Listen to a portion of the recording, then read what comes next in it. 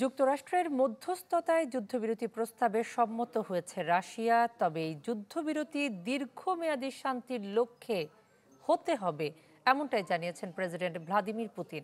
সেই সাথে জুড়ে দিয়েছেন কিছু শর্ত। যুদ্ধ বন্ধে বিশেষ উদ্যোগ নেয়ার এ সময় তিনি ডোনাল্ড ট্রাম্পকে ধন্যবাদ জানান পুতিন। ইউক্রেনের সঙ্গে ৩০ দিনের অস্থায়ী যুদ্ধবিরতিতে রাজি হয়েছেন রাশিয়ার প্রেসিডেন্ট ভ্লাদিমির পুতিন। গত সপ্তাহে সৌদি আরবে ইউক্রেনের সঙ্গে আলোচনা শেষে ৩০ দিনের এই যুদ্ধবিরতির প্রস্তাব দেয় যুক্তরাষ্ট্র। বৃহস্পতিবার বেলারুশের প্রেসিডেন্ট আলেকসান্দার লুকাশেঙ্কোর সঙ্গে আলোচনার পর ক্রেমলিনে এক সংবাদ সম্মেলনে পুতিন জানান, যুদ্ধবিরতি নিয়ে যুক্তরাষ্ট্রের প্রস্তাবে রাশিয়া সম্মত।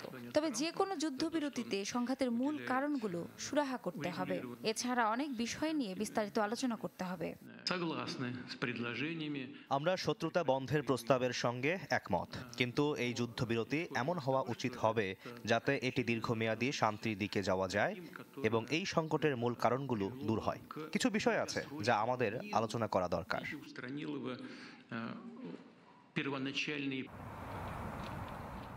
এর আগে অবশ্যই অস্থায়ী যুদ্ধবিরতি প্রত্যাখ্যানের ইঙ্গিত দিয়েছিল রাশিয়া। প্রেসিডেন্ট ভ্লাদিমির পুতিনের শীর্ষ পররাষ্ট্রনীতি কর্মকর্তা ইউরি উসাকোভ জানিয়েছিলেন, ৩০ দিনের যে অস্থায়ী যুদ্ধবিরতির কথা বলা হচ্ছে সেটি ইউক্রেনের সেনাদের যুদ্ধক্ষেত্রে স্বস্তি দেবে।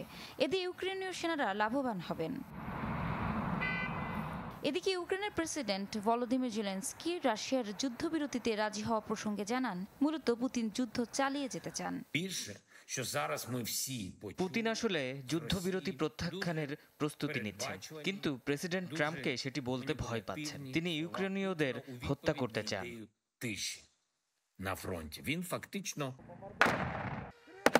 2022 সালের 24 ফেব্রুয়ারি ইউক্রেনে পূর্ণমাত্রার সামরিক হামলা চালানোর নির্দেশ দেন পুতিন।